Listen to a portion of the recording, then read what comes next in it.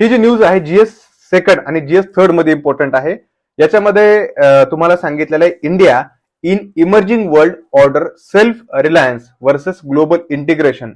हे आर्टिकल जे आहे ते भारताच्या हायटेक तंत्रज्ञान आणि महत्वाच्या खनिजांबाबतच्या दुर्लक्षावरती इथे त्यांनी पॉइंट आउट केलेलं आहे.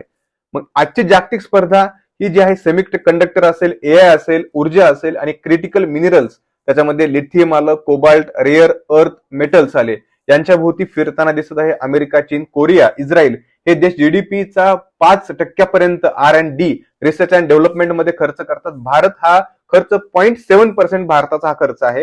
याच्यामध्ये इनोव्हेटिव्ह नेशन म्हणून भारत जो आहे तो पुढे येताना दिसत नाही.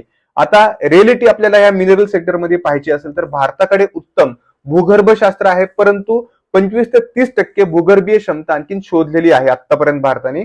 भारतामध्ये गॅसचा मोठा जो आहे तेलाचा आयातदार आहे. सोने, तांबे जो सुद्धा भारत मोठ्या प्रमाणामध्ये आयात करतो. लिथियम सारख्या क्रिटिकल मिनरलसाठी 100% भारत हा इम्पोर्ट डिपेंडंट आहे. समस्या अशी आहे की सरकार जे आहे ते इम्पोर्टर म्हणून बसलेले, खाजगी क्षेत्रामध्ये स्वातंत्र्य नाही. जागतिक राजकारणाचा इथे संदर्भ दिला गेला तर अमेरिका चीन संघर्षामध्ये जे सप्लाय चेन मिनरल्स आहे, सेमीकंडक्टर आहे, हे एक नवीन वेपन झालेले आहेत.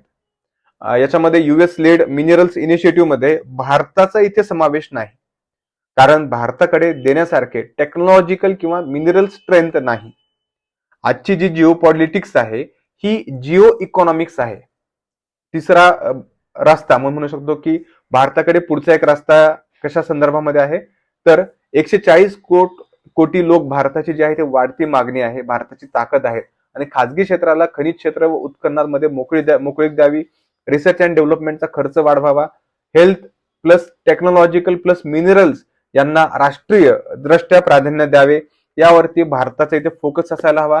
अशा पद्धतीच्या ज्या सर्व गोष्टी आहेत, भारत या दृष्टिकोनातून मागे काय आहे या न्यूज मध्ये जे आहे ते फोकस केलेलं आपल्याला दिसतात.